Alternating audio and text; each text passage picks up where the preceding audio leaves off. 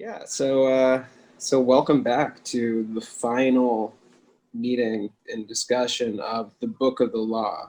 This is the chapter that generally people read and convinces them that everything they've ever heard about Aleister Crowley is true, that he is a Satanist, that reading this will corrupt our soul to, eternal damnation in hell and whatnot, because it's intense. This chapter is intense, and the character that Rahor Queet takes form at is very like warlike and very domineering and aggressive.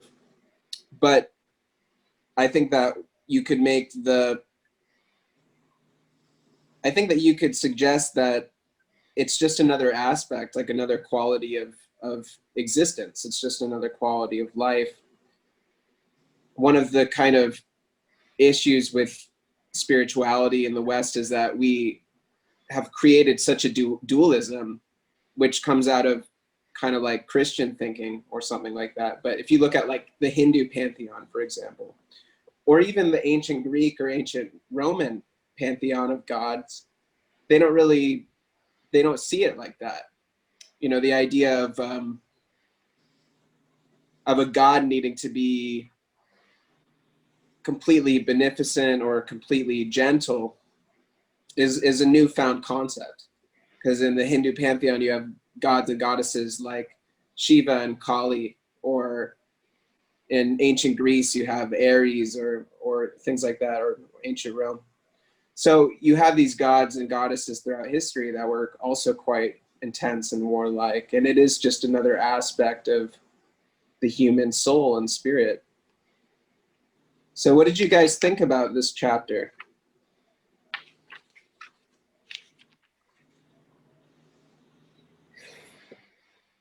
As I read it, I was kind of shocked how it could be even more warrior-like than the second chapter. Yeah, it's way more intense, and I was kind of surprised, actually. Mm-hmm. And I think Yeah, every now let it be first understood that I am a god of war and vengeance. I shall deal hardly with them. That's one of the opening lines that begins this chapter. That's kind of like the warning. It's like, let me show you what you're about to get into if you read further. Exactly. I felt like I couldn't take it very literally. No.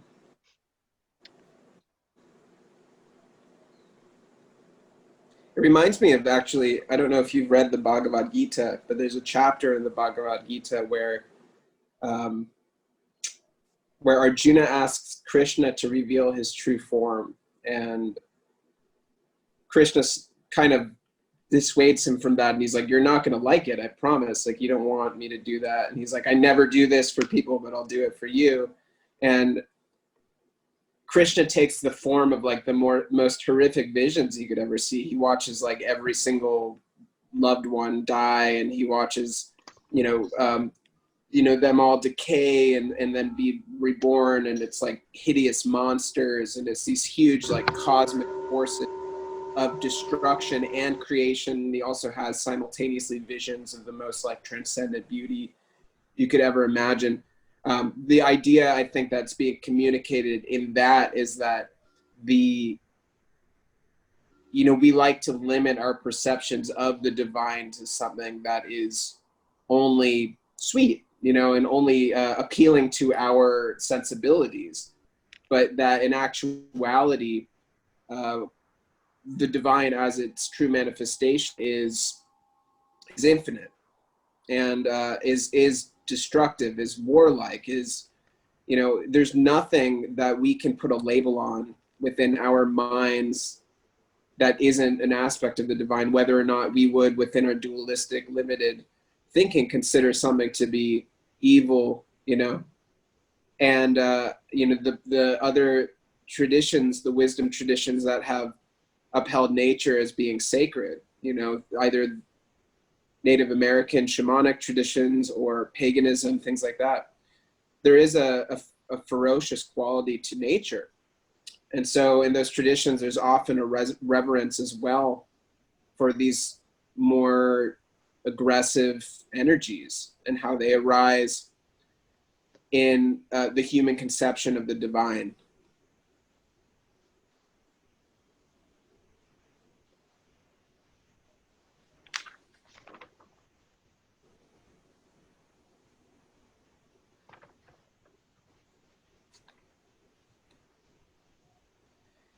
I was curious what you guys, I was thinking about this yesterday.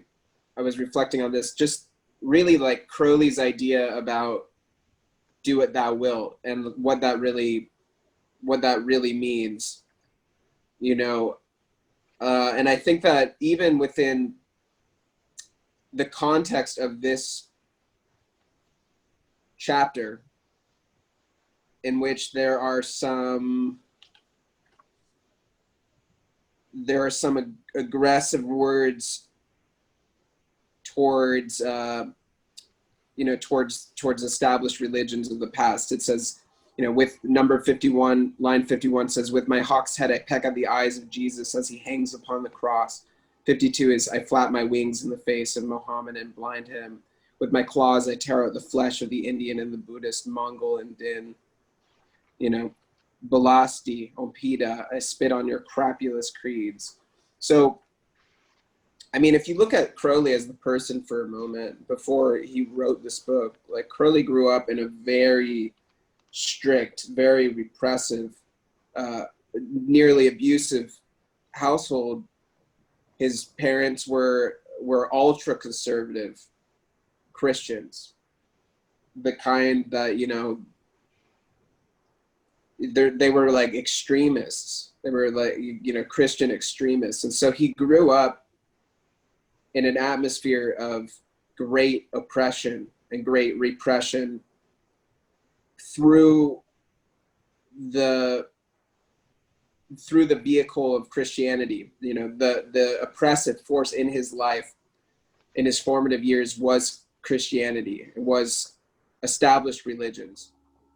He was obviously a deeply spiritual person and had an inclination towards religion, but was equally traumatized by his Christian upbringing. So I think that in a way also just his life experiences and the oppression that he experienced is being reflected in these words of really, I think do what thou wilt was that he felt like everything that he wanted to do was oppressed or was restricted or was declared as wrong when he was younger.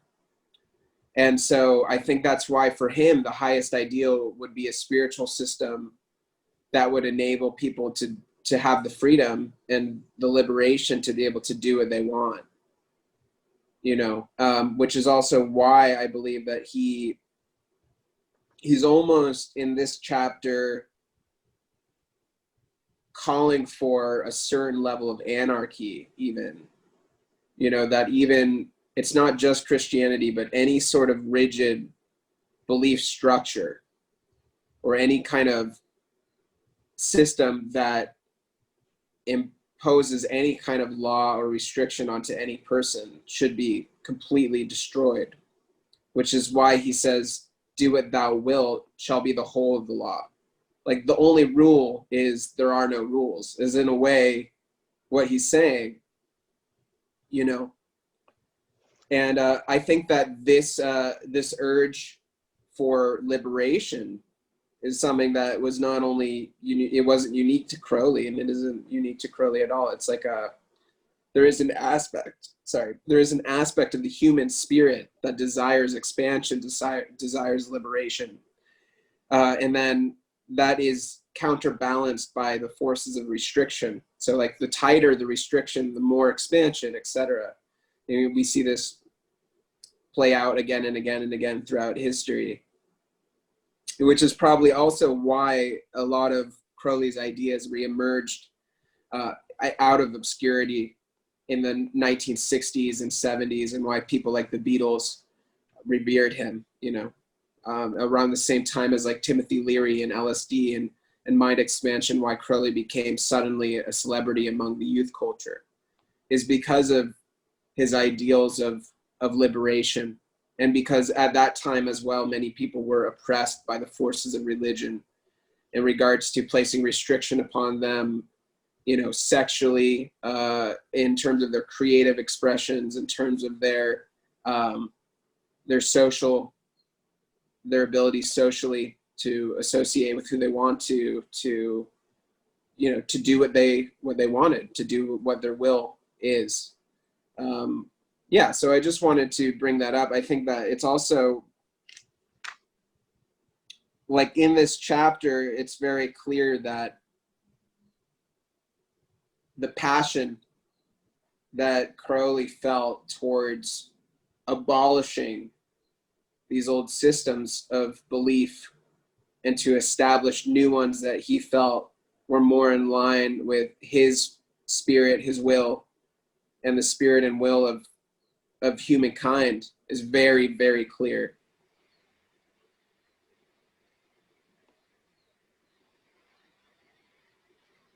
Jake, you had brought up some of the harshness that he was saying in line 50, I think it was 53, 54.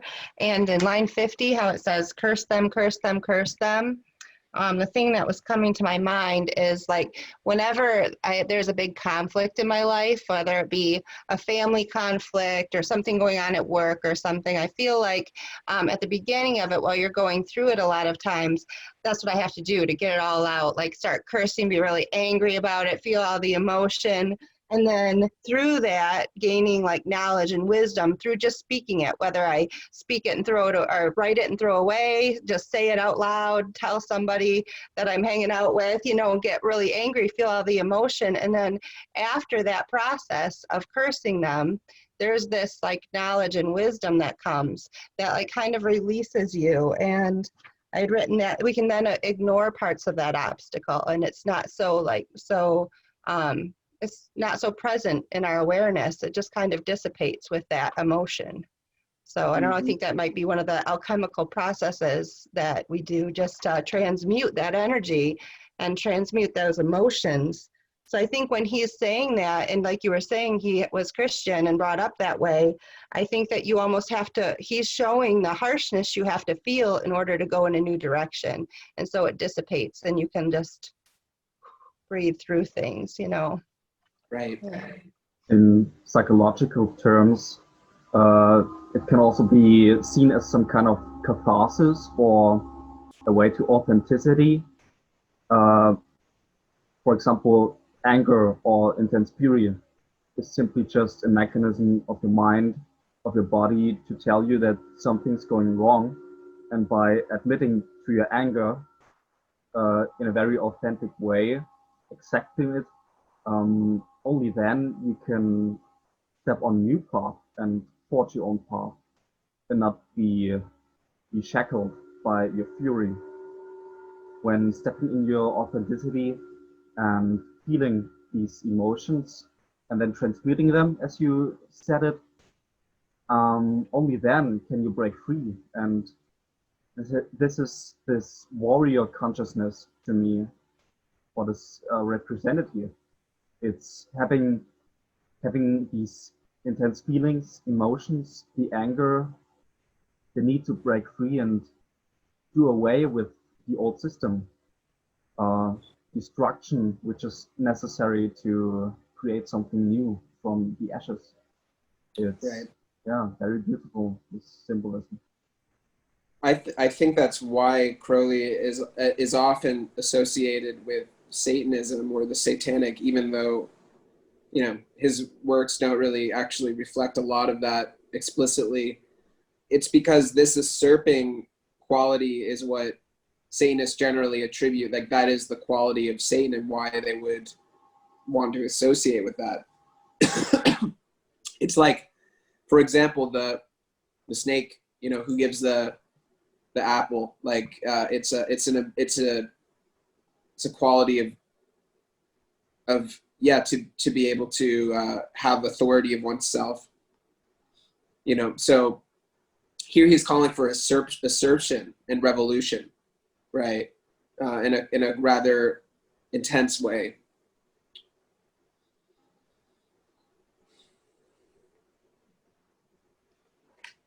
It's also, you know, what comes through really clearly is just the quality of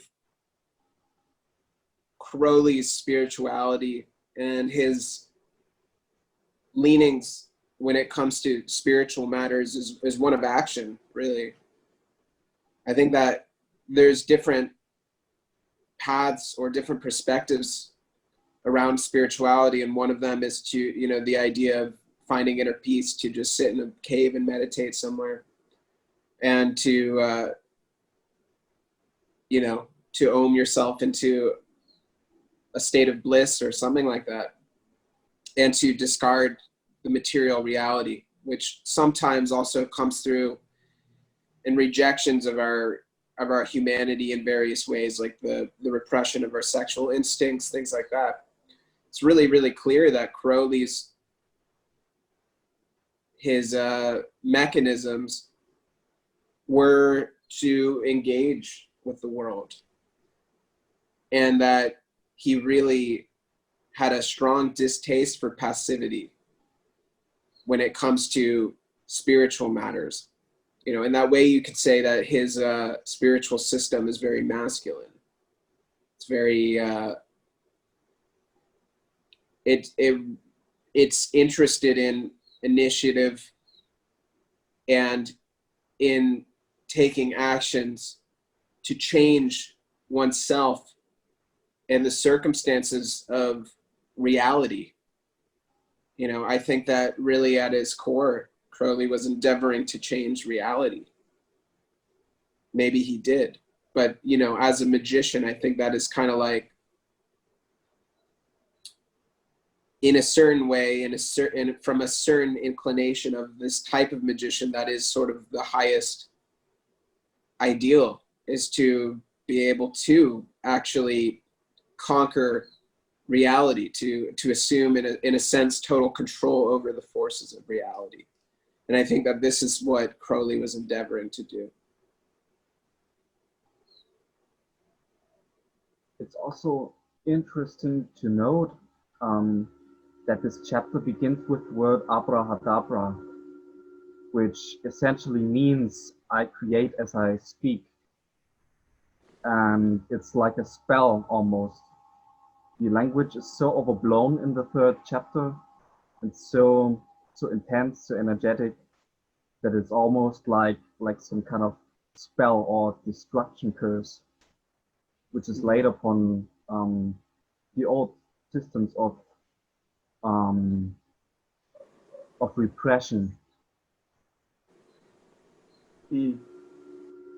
Yeah, and that's the end as well. It says the ending of the words is the word abrahadabra. The book of the law is written and concealed. Om Ha. Yeah. And, you know, abrahadabra, the gematria of which is 418, it apparently relates to the great work accomplished.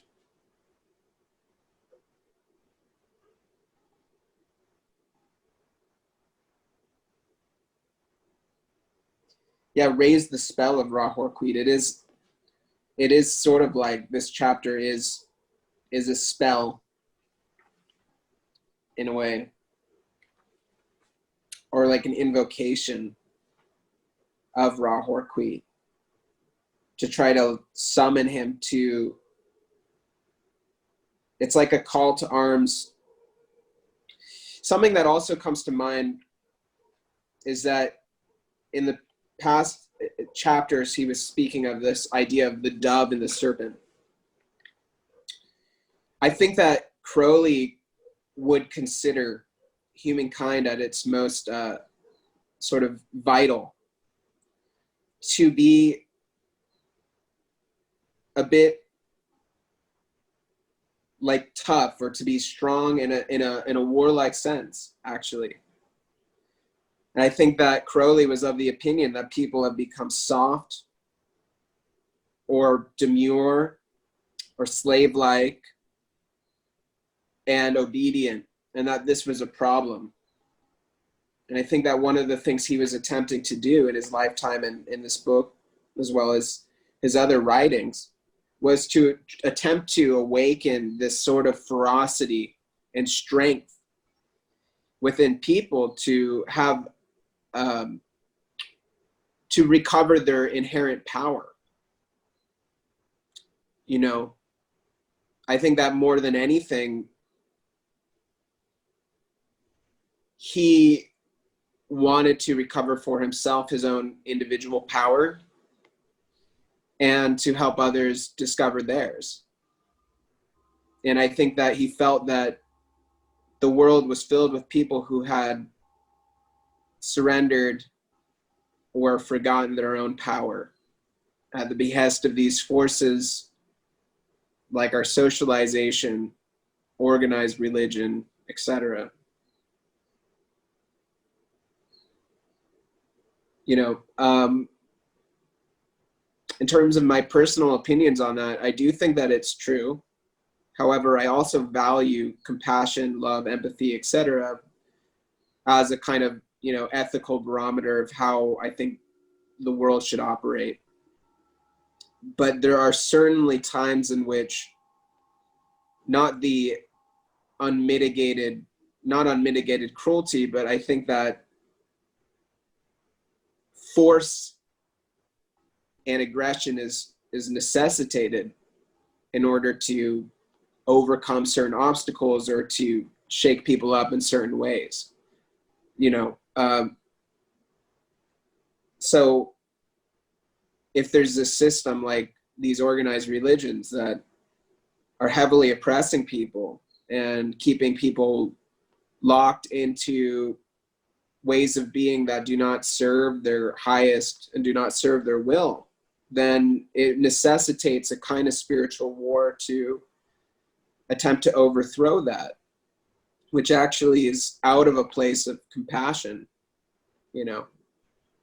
Because I do think that Crowley was genuinely concerned with people uncovering their own personal power and to uncover their own personal freedom. And that his intentions weren't so selfish or so maligned as some people like to say they were.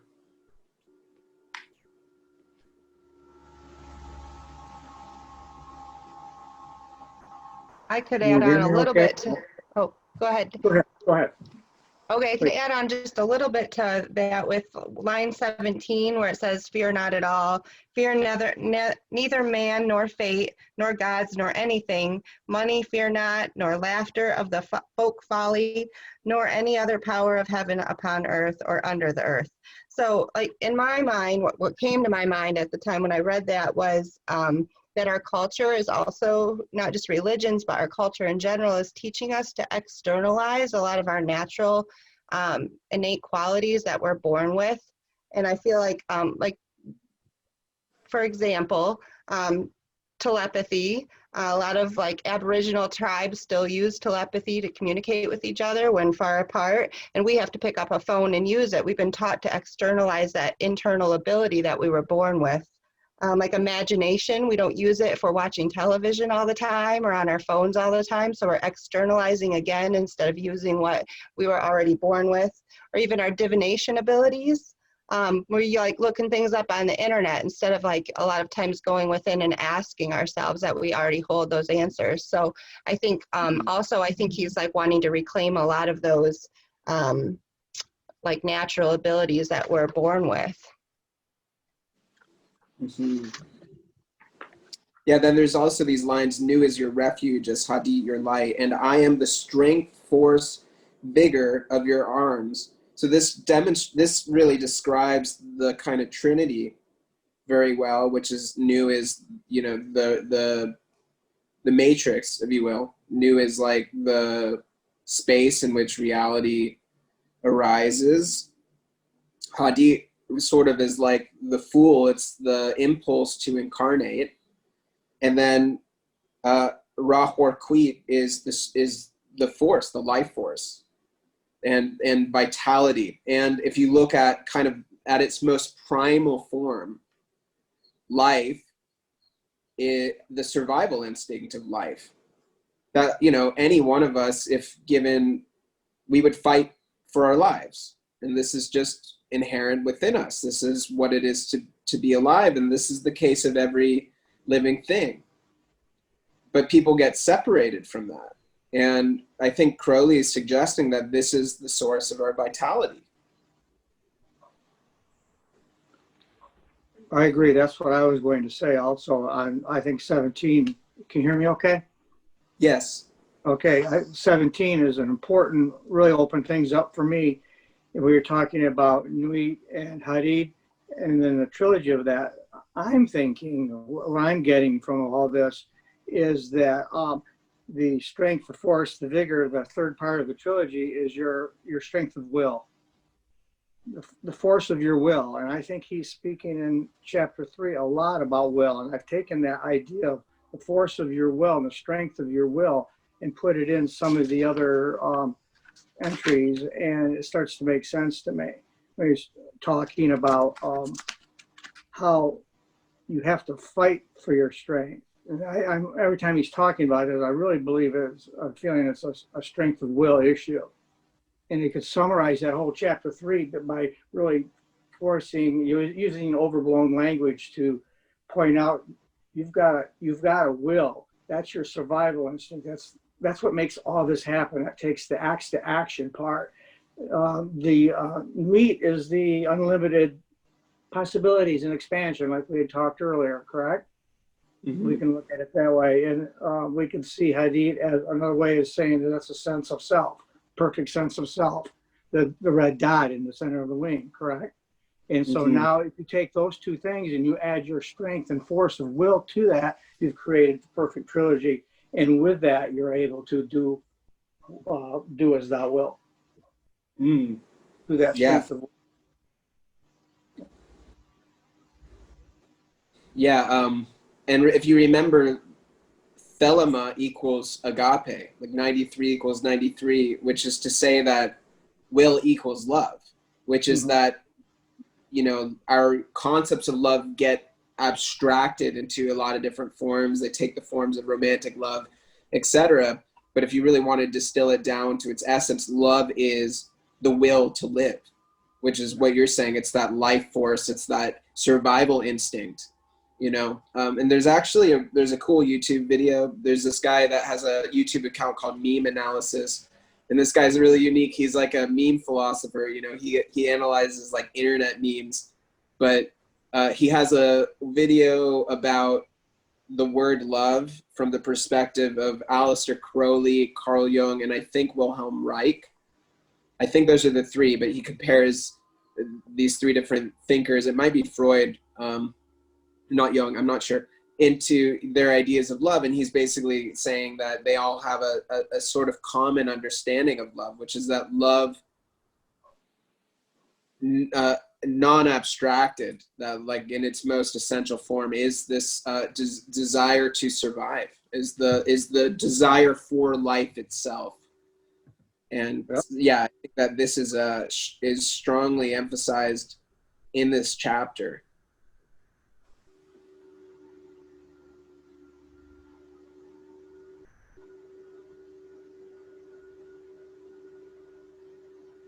So I kind of also wanted to talk to you guys. You know, I feel like a discussion of this chapter would be incomplete without talking about some of the a bit more of the the heretical aspects of it. And so I'm curious what you think about his mentions of like child sacrifice. And in number 12, he says, sacrifice cattle, little and big, after a child. And then 24 says, the best blood is of the moon monthly, then the fresh blood of a child, or dropping from the host of heaven, then of enemies, then of the priest or of worshipers, last of some beast, no matter what.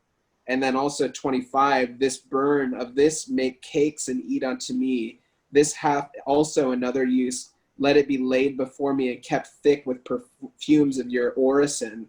It shall become full of beetles, as it were, and creeping things sacred unto me. And I guess that there's actually a Thalemic ritual. I don't know that much about it, but it's like a like the Gnostic Mass, or it's the Mass of the Phoenix or something like this. And, you know, I'm sorry to not be accurate, but I'm not that studied into it, but they actually do create, like, they cook like wafers that have like menstrual blood and semen in them, and they eat them. And so it's kind of like, it's like one of the things that to us within, you know, sort of normal, you know, socially adjusted norms is pretty out there. But when I read that, I think there's like a primordial,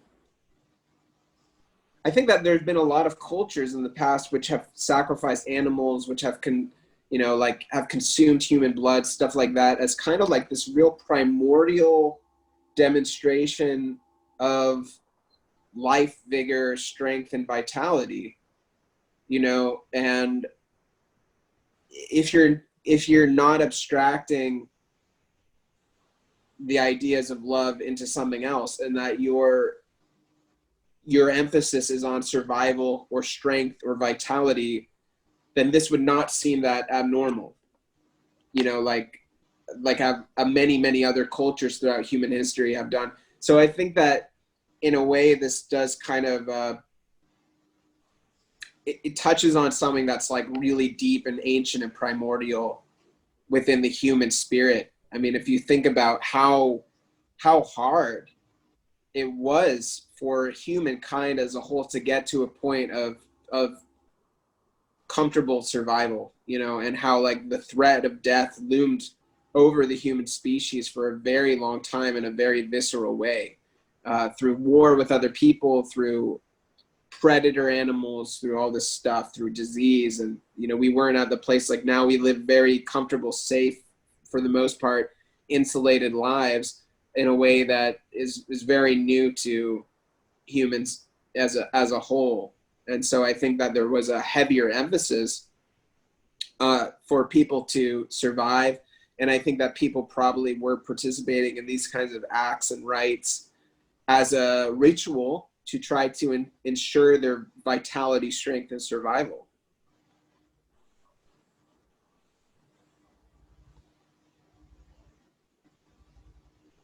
But any thoughts of that? Curious what you guys think about those things. I have a little thing. So I grew up Catholic, and we did the Eucharist. You know, received the Eucharist while I was growing up, and so when I think about that, I think about when you're receiving the Eucharist and you're drinking the blood of life, that you are also in a state of prayer. And so like line 24 and 25 is talking about this. And I looked up the word orison, and it means prayer. And that's in line 25, the perfumes of your orison. And so what I was thinking is, if I didn't take this so literally as actually drinking menstrual blood or eating, you know, if I wasn't so literal, maybe it's meaning knowledge from subconscious mind, like acquired during states of meditation. Because in the beginning, I don't think we've really talked about this, but in the first few lines, like line 4, 5, and 6, it's talking about a way to meditate. An island, like focusing on a center, a nerve center in your spine, and then fortifying it, concentrating the mind upon it. And then it says, I think, dung about it with I don't know, energy of war. And so like I was thinking that's preventing the thoughts. So like the war is the thoughts that are coming. So during meditation, to focus upon this one spot, to be focused and keep all the thoughts out, and then to be in this state of prayer. And if we think of the blood of life, that's the knowledge that we gain from that state of prayer. So that's kind of what was coming to my mind during those couple lines. Mm-hmm. Yeah, I mean, people look at this and Crowley's enemies or adversaries try to use this as evidence that he was indeed like a, you know, child sacrificer or whatever. And I mean, there are, like, Crowley recorded intense journals throughout his life, and he basically documented absolutely everything he ever did. And there's no evidence of child sacrifice in these journals. And there have been great biographers and scholars who have read everything he's ever written. And so there's no actual evidence that he ever did this, you know, and I think it is in a way, in part, like I think Crowley liked to make himself and his writing inaccessible so that it was more exclusive, to try to dissuade the common person from wanting to read further, you know? So yeah, it's probably not meant to be taken literally, or this is just like, I like to also look at this book as poetry and as prose and as a work of art. And this chapter, whether written literally or not, is just the expression of the energy of Ra Hoquoit as this beast, you know, as this predator, as the warring aspects, the bestial aspects of the human spirit.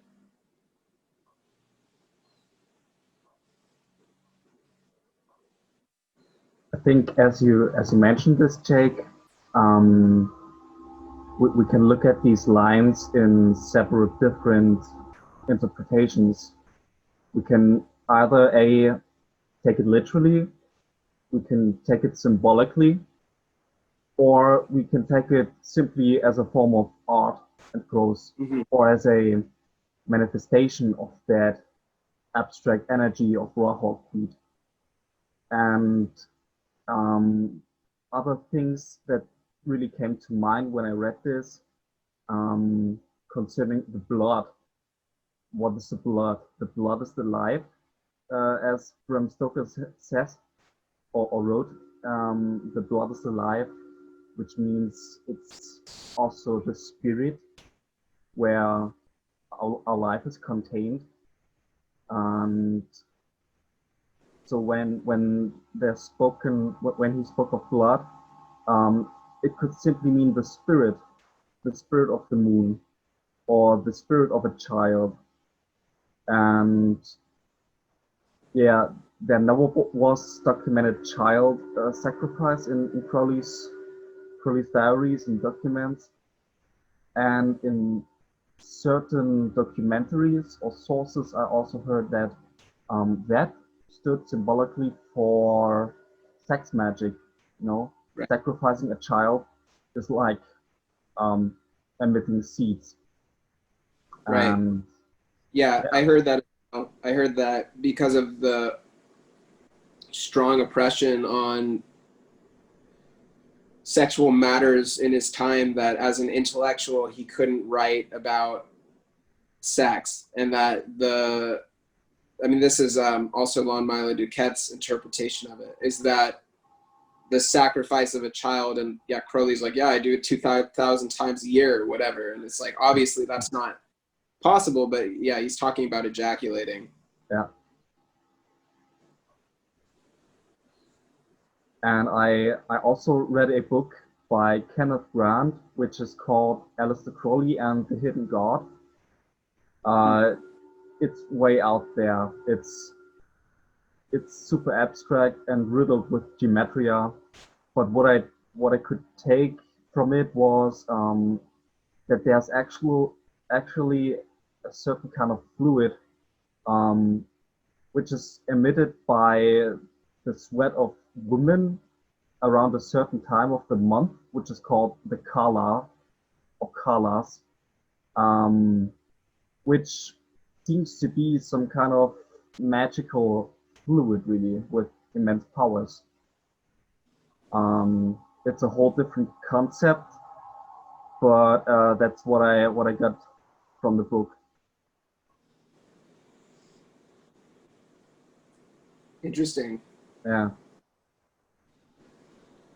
I'm curious if any of you, like, I've not actually really studied so much, like, from, I guess, anthropological sources, true Egyptian mythology. So I don't really know that much about Horus in general, rockwork wheat is one of the manifestations of Horus, actually. You know, and actually, I was surprised. I saw another portrayal of rockwork wheat in some kind of anthropological account on Instagram.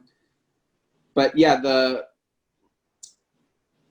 I don't know, like I had a discussion with a friend who studied in some kind of a Kemetic school for many years, and he was saying that there's a lot of really gross distortions that in Crowley's interpretation of the Egyptian gods and goddesses. But I think that also, like, these three deities are not explicitly Egyptian, and that there are also these kinds of these deities or these entities which are unique unto Thelema, and that in a way he was giving birth to them as ideas, or giving birth to these deities as part of Thelema, and not necessarily strictly tied to traditional Egyptian ideas.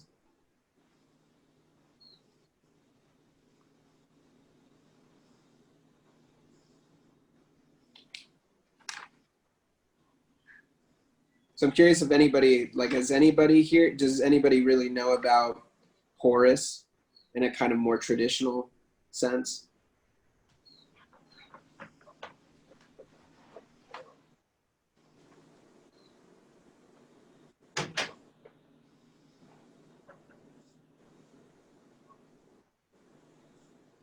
And we could just leave it at that. I'm also curious what you guys have thought about, like, this book as a whole. I know that it's one of those things that as your understanding grows deeper, you will be able to perceive aspects of it that you wouldn't on first reading. And it's something that necessitates multiple read-throughs. But I'm just curious, like, do you feel that reading this was impactful for you? Do you feel that you gained something from reading this?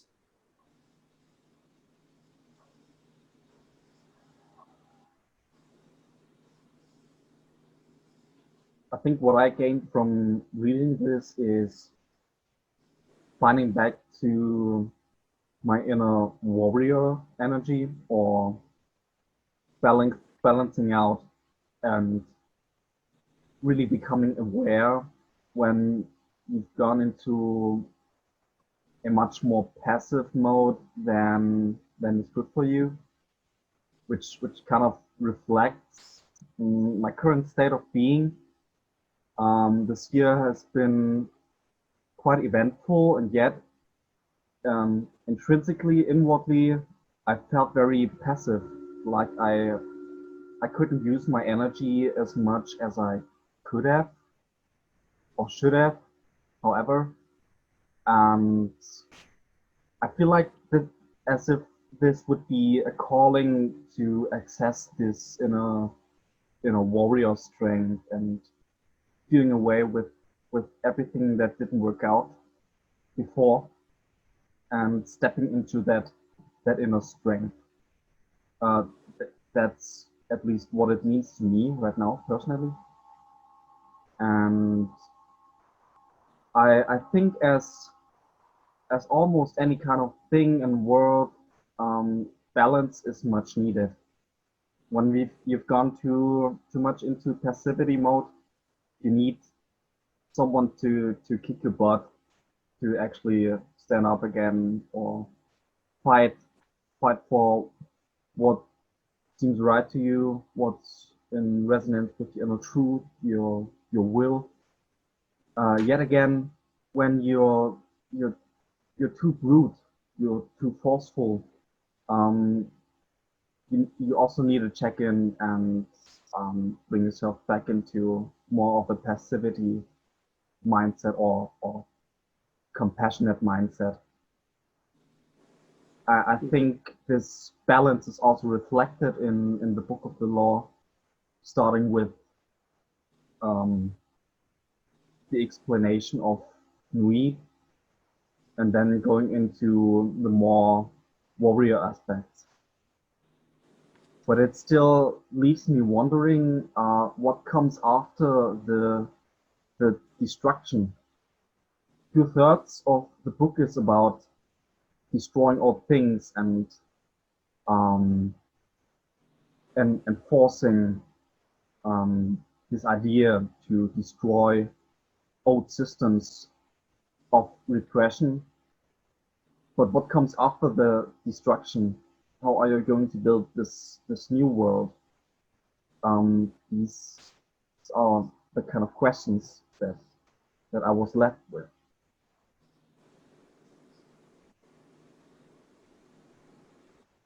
I mean, after that, you do it thou wilt. I Yeah. mean, right? It's funny. I mean, what you're talking about in a way is how, like, humans don't like to operate in a void.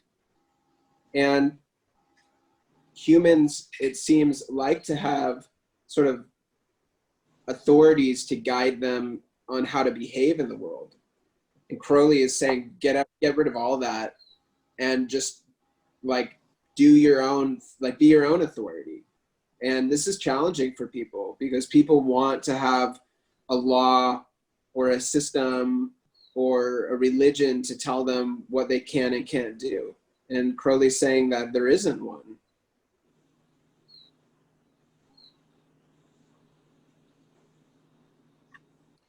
There's a lot in here that we could get into. There's a lot in this chapter and in a lot of different sorts of concepts that are touched upon.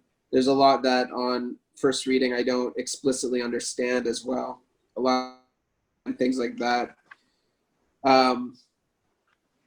You know, I think it's in this chapter more so that he introduces the concept of the Scarlet Woman and the Scarlet Woman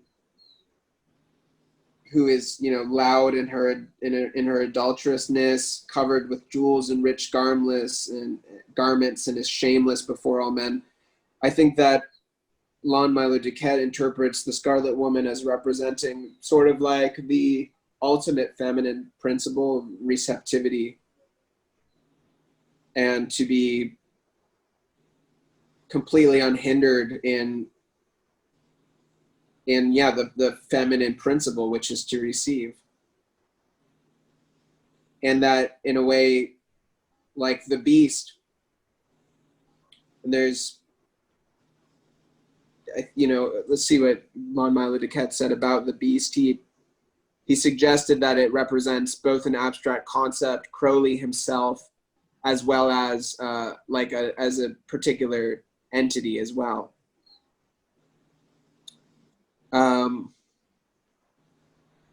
Okay, I didn't write it down, but yeah. So the beast and the Scarlet Woman are married. They are a coupling, a pairing, and so in a way, it's like the beast represents the ultimate masculine principle, and the Scarlet Woman represents the ultimate feminine principle, and that it's in those polarities that are merged together, which is I think a lot of Crowley's ideas around sexual magic and stuff like that, and a lot of his ideas of magic in general are all about the marriage of these polarities. And you know, like the tarot as it fits on the tree of life, it's all about like the different paths between the Sephiroth that are the marriage of two apparently opposite principles that give birth into something new. So I think that there's a lot of that understanding of sex magic, if you want to call it that, about the magic of the marriage of polarities, the marriage of opposites, which gives birth to new forms within this chapter as well.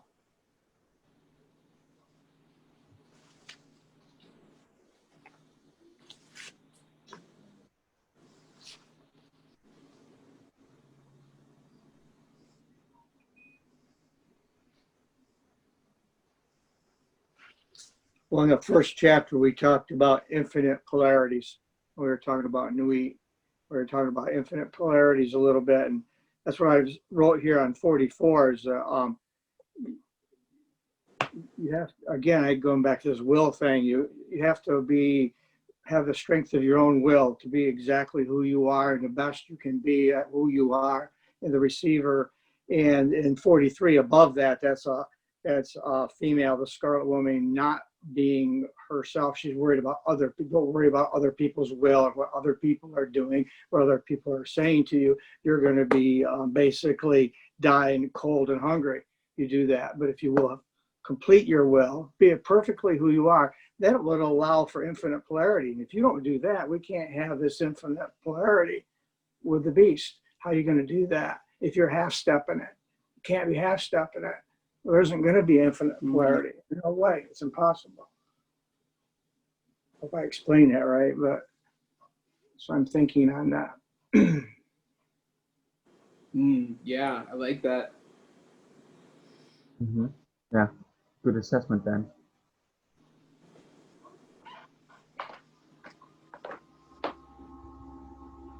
Yeah, there's definitely no ever any explicit mention of like right or wrong or good and bad in any of Crowley's ideas, and I think that really he's kind of bowing for the authentic energy to arrive, and then to understand that within the complex nature of the universe, all these different types of energies, all these different types of qualities that are both gentle and nurturing and also, you know, vicious and aggressive, that and everything in between, and all the infinite gradations of qualities of manifestation are necessary to comprise the whole universe that we exist in. And so, yeah, I think he's really, it does remind me again of kind of like the Bhagavad Gita, but the idea of this being like the play, you know, the Leela of existence, and all of us just playing our roles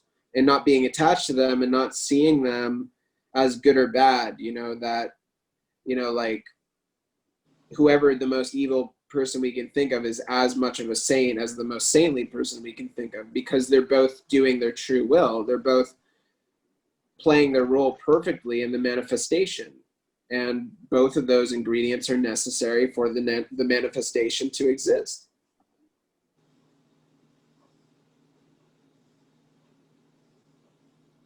A line that feeds right into that, which shook me to the core, was line 46 in the 3rd chapter. I am the warrior lord of the 40s. And I had to think about World War II. I'm the warrior lord of the 40s. Kind of scary that it could potentially be a prediction, maybe.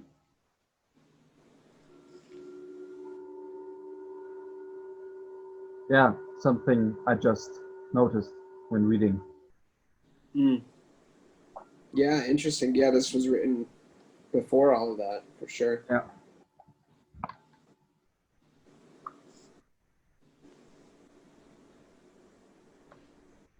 Did you know that I Crowley like that he really felt like, or it felt to me like he was relieving us of the responsibility of trying to save anyone else other than ourselves.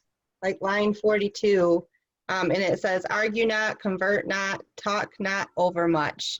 And that just really, I feel like a lot of us are taught from the time we're really young that we are supposed to go out and fix things or help out or whatever, you know, we're part of this world and you got to be doing something and there's a purpose behind it. And this is kind of, it's nice, relieves you of that purpose. Like, take care of yourself.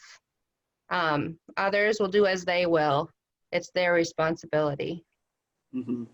Yeah, and let success be thy proof, which is always a good reminder.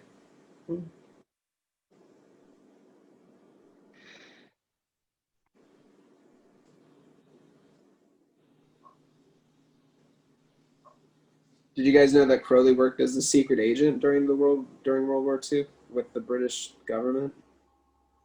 Yeah, I heard of that. Pretty fascinating.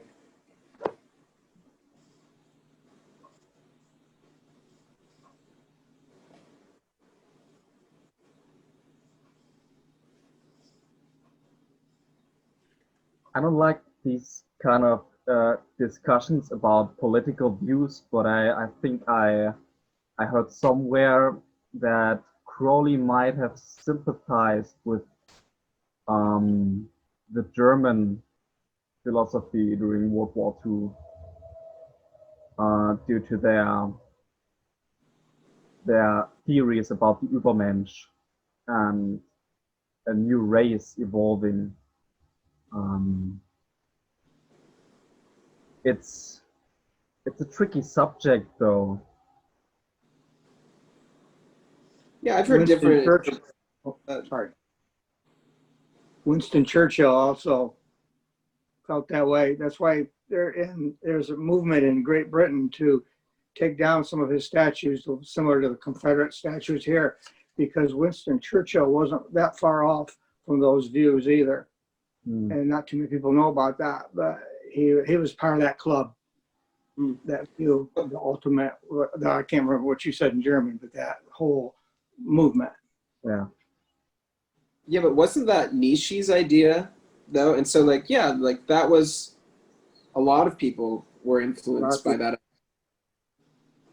was never Nietzsche's idea. I read a lot of Nietzsche for some years, and I still like him. I like his "And Thus Spake Zarathustra," but his ideas were severely distorted by his sister when he lay dying and basically went mad.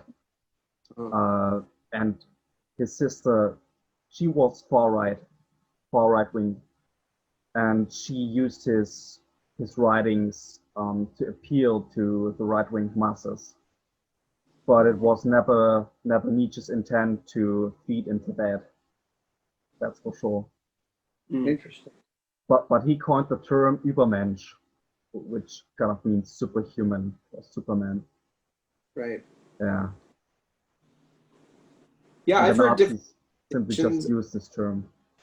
Yeah, I've heard that. Yeah, I've heard people accuse Crowley of being like a British traitor and stuff like that because of what you're talking about.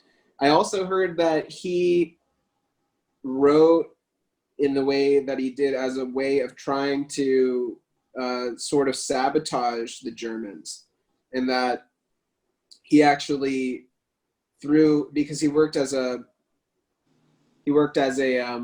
what's it called, like a journalist in the United States during World War II, as also a secret agent in the British government. But he wrote for like German sympathizing papers, but that he did it in such a way that would like undermine their that actually helped reduce the power that the Germans had in the United States, rather than to further, that he intentionally sabotaged them. That's what I heard, but I don't know. Like, who knows? It's totally possible that he felt that way. Interesting. Yeah, I don't know enough about that aspect of Crowley, and I tried not to. I mean, I'm interested, but I try not to go too heavily into Crowley the person. I try to look more at his work in regards to magic, because it's where my interests lie. Crowley was certainly imperfect. Yeah.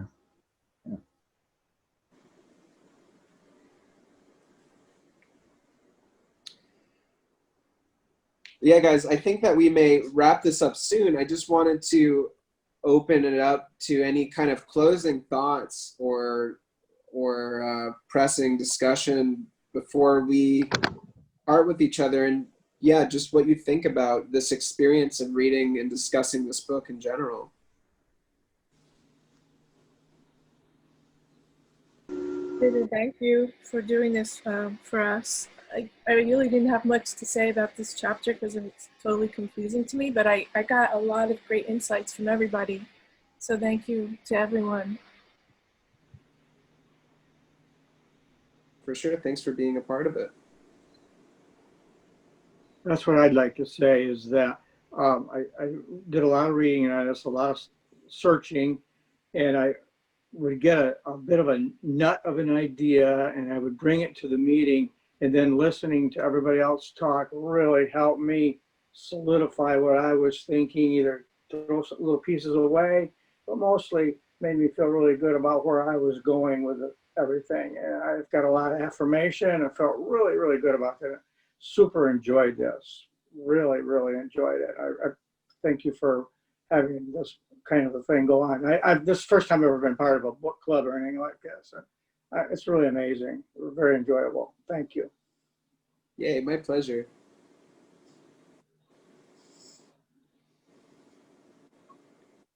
Yeah, I think this book also is not meant to be interpreted. So it's really like between you and the book, you know? And so I think that's something cool about it, is like every person that's going to read it based on who they are, it's going to mean something different.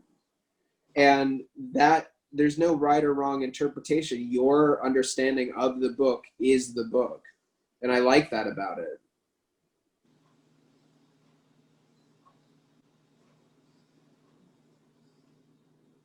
Yeah, I'd like to conclude also that it's been a valuable ride for me. I couldn't partake in the second meeting, but I'm glad I took the first one and this one, because I really like the energy between all of us, and I think during these moments of flow, there's some kind of interconnection where we weave some kind of new picture in our minds about this book and learn from each other, and it really opens new perspectives on the matter, and I got a lot out of it. Again, yeah. So thank you, Jake. It's really cool. Yeah, And it's super fun for me. especially it's cool to have people who are into this crazy stuff and talk about child sacrifices and weird theories. Yeah, probably not going to find many people around here that I can talk to about this kind of stuff. So yeah, it's great to find you weirdos out somewhere in the vast halls of the internet, the vast shady dark corridors where discussions about human sacrifice are going on Zoom calls. Exactly. But without being a total nut job. That's right. No, Yeah. no, not Yes, thank you. Thank you all. It's been really fun. I've enjoyed it very much. Thanks, Jake. absolutely, yeah. And we should do this again. When I feel the call and inspiration, I'll put it out, something else that we can read and discuss together. But this felt most like pressing for me, because I was reading it and just wanted to open it up for discussion to, further my understanding of it personally, but also to encourage other people's understanding of it.